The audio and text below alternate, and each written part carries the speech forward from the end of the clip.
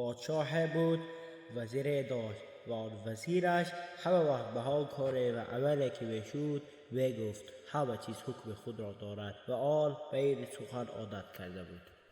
روز پادشاه با همراهی وزیر برای شکار کردن می برایند. پادشاه یک و یک باره دستانش را می برد و وزیری که فقط در دهانش حکم آن بود می گوید همه چیز حکم خود را دارد و دست بریدن شما حکم خود را دارد.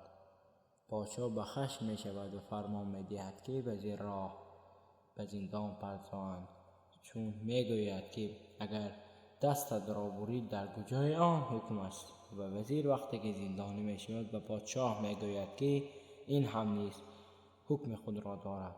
روزی از روزها می گذرد، پادشاه برای شکار خودش غیر وزیر می براید. او تن و تنها با سرلشکر و لشکران خود در آنجا رفته شکار می کنند، ولی ناگه به آنها دشمنان حمله می کنند. دشمنی پادشاه خیلی زیاد بود، ولی یکی از آنها بدترین آنها بود و آنها او را گرفتند و برای قربانی به بسیار خداگی خود آنها پادشاه را قربانی کرده شدند، زیرا آنها بسیار خدایی بودند. پس آنها می بینند که دست پادشاه بریده است و به نزد کلان آنها خود رفته گفتند که آن پادشاه زیب قربان خدای ما نیست و آن را نباید کشت و پادشاه را سر می دهند. پادشاه می دود راست به روی زندان می گیرد، فرمان می دهد، می گوید که گیرید درش را گشایید و وزیر را رها کنید. وزیر را به نزدش دعوت کرده از او پرسان می شود. می پرسد که من فهمیدم که در حکم بریدن دستانم چی بود و حکایه ها را به وزیر نقل می کند و می گوید که حکم این در این بود و حکم زندان کردن تو در چی بود که خود گفتی این هم حکم خود را دارد.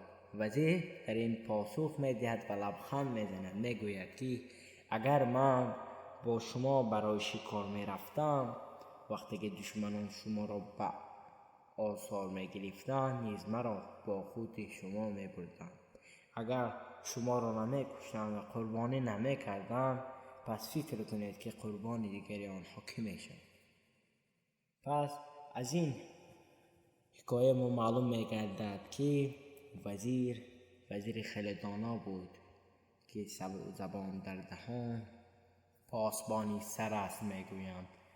و دوستان گرامی قدر، این ویدیو اگر مخبولتان شده باشد التماس به ما پسند کنید، التماس دستگیر ما باشد، زیرا ما اولین بار این ویدیو حکایه خود را گذاشتیم و من برای شما درخواست میخوام اگر آن را به یادگار فرستید و آن را لایک را زیر کنید تا که دیگران بینند.